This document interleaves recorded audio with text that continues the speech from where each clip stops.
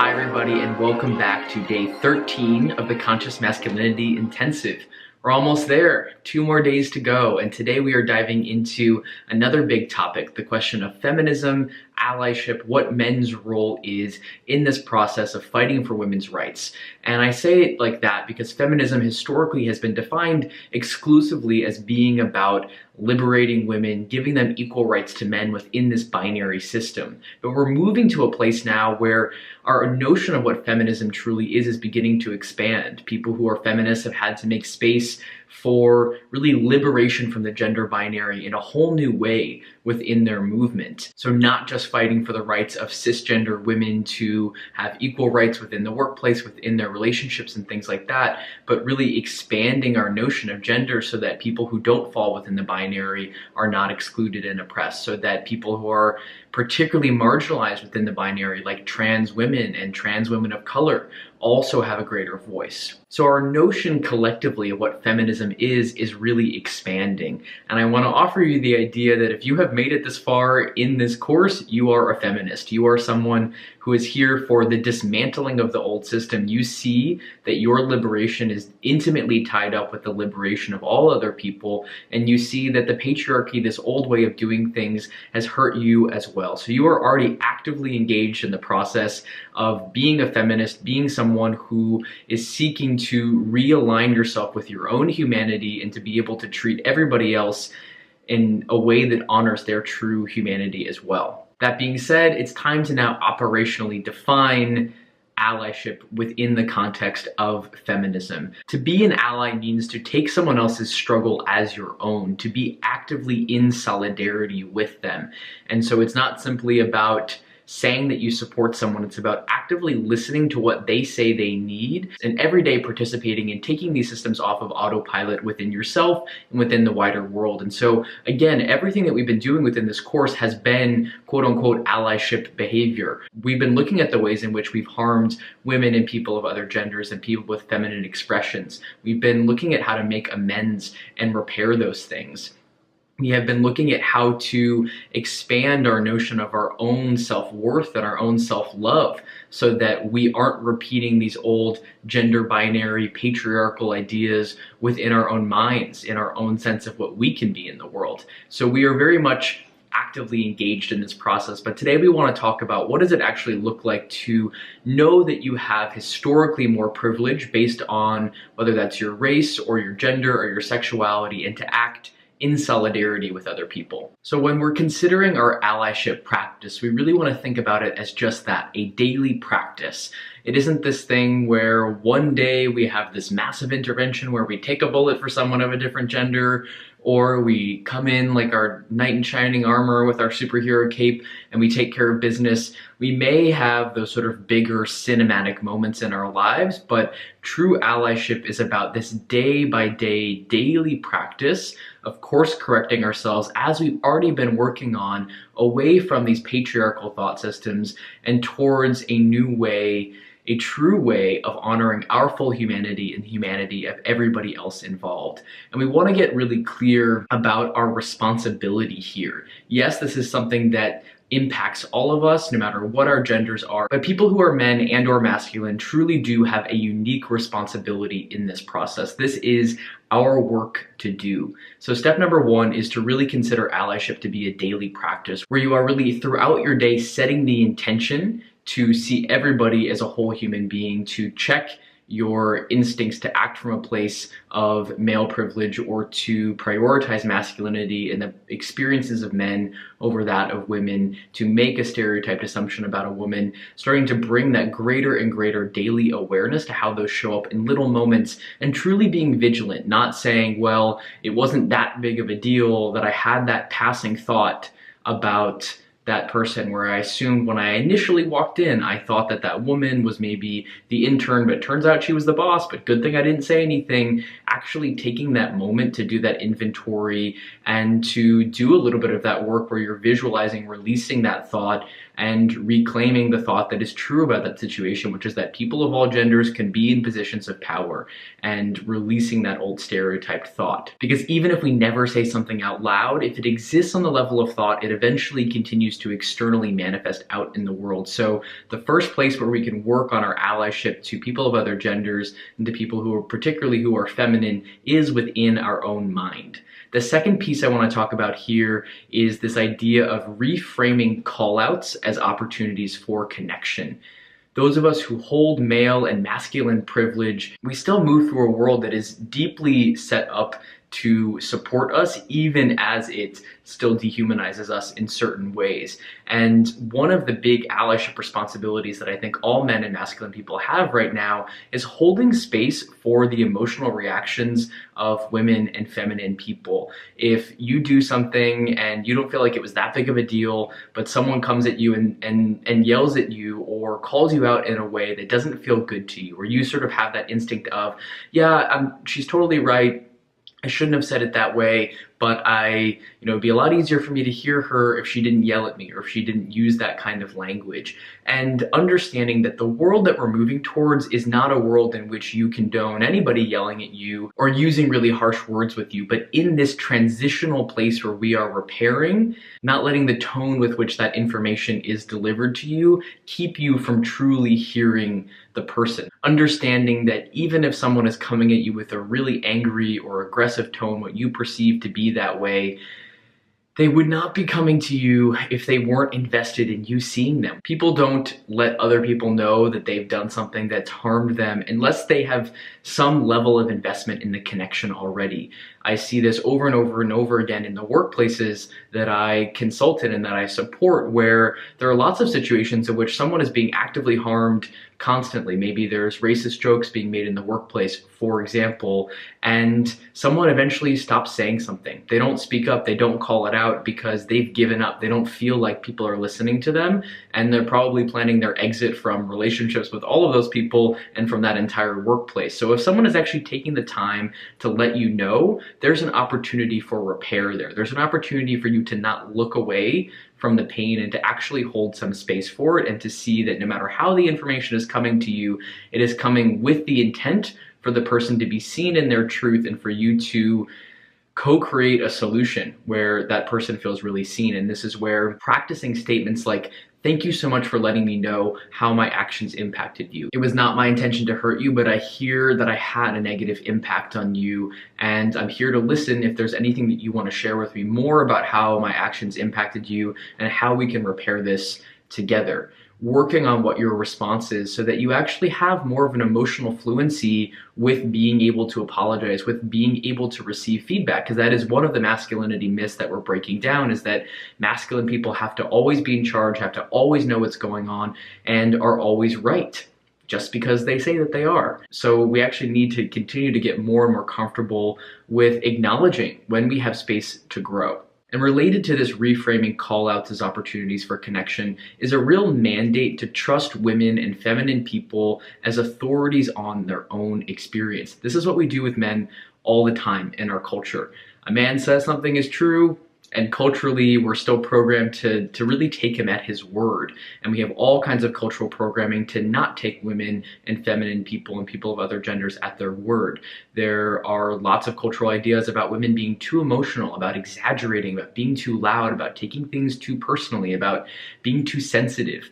Anything like that. Those are those very subtle ideas that may still be running on autopilot within you. And so practicing, noticing these moments where your knee-jerk response is to really question someone about the veracity of their story, whether or not that happens out loud. Understanding that that knee-jerk instinct to say, well, maybe she's like 80% telling the truth, but this sounds really outrageous. However it shows up for you, or even within yourself too, you may notice how you begin to code your own emotional responses as too big or too emotional or too sensitive. It goes both ways. We treat people as we treat ourselves, but really bringing that consciousness to listening to women about their experiences and honestly holding space to assimilate that new information, not feeling like you have to be an expert right away, being willing to put yourself out there and say, it's my intent to be an ally to you. It's my intent to build a world where there isn't this inherent imbalance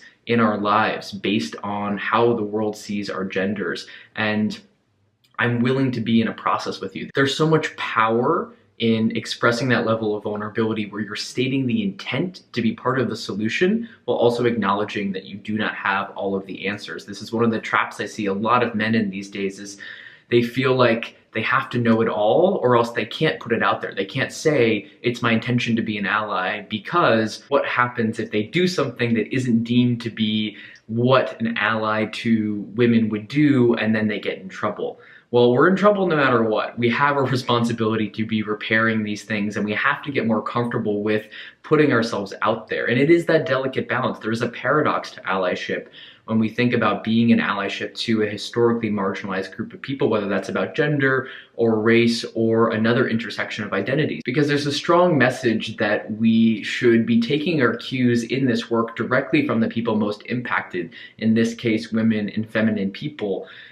But there's also this mandate to not ask them to educate us too much and to not ask them to do even more emotional labor explaining how to treat them right. And so it is this sort of paradox, and that's why we have spaces like this, the Conscious Masculinity Intensive, and our support groups surrounding it, because we need spaces where the labor isn't directly put on women and feminine people, but we also need to be in a constant daily practice of receiving more and more of their perspectives and hearing what's true for them, and consciously checking in about what they're saying is most pressing to them within this work. When we think about allyship, there's really these layers. There's the foundation. The foundation is what you do every single day, your daily practices, the daily practice of waking up, setting an intention, doing a meditation, saying it is my intention to be this kind of man, this kind of human being today.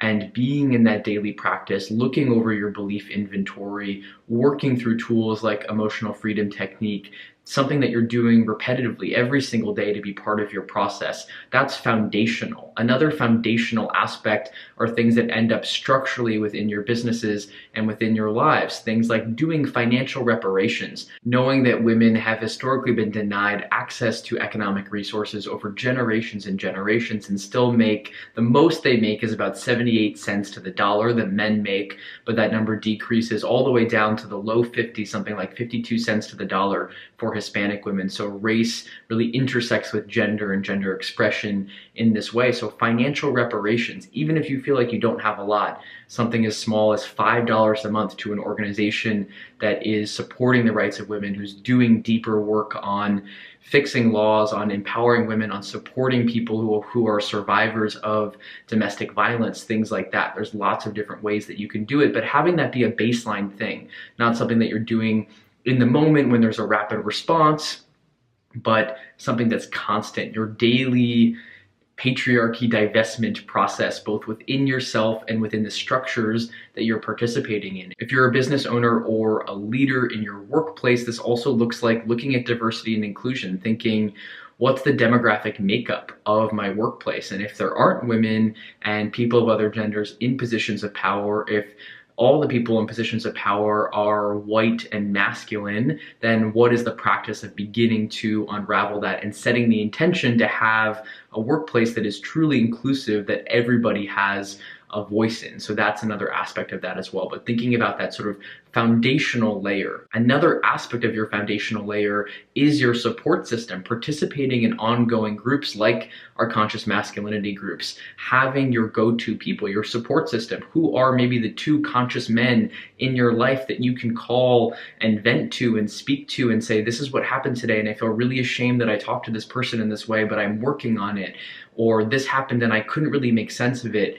And leaning on each other for support, knowing that foundationally you have that infrastructure. And then with that foundation in place, there's all the work that you do going out into the world. There are those rapid response moments where all of a sudden you hear maybe about someone in your community who is leaving a situation involving domestic violence and you want to make a contribution to that. Or there's a big upswell of public opinion around something like Me Too, and you decide to post on Instagram about it. You decide to use your platform and your voice actively in that moment. Or something comes up in one of your connections where you're learning that you're still running some autopilot masculinity belief that's hurting you or someone else, and you do a deeper dive on that and you're in that more rapid response mode. And the last thing that I want to say here is that we really have to start before we're ready. This is about making a daily investment in our own humanity. This is about committing to building a better world where we can truly breathe easy for ourselves, for the people that we care about, for every human being on this planet. And we're never going to feel like we have enough information.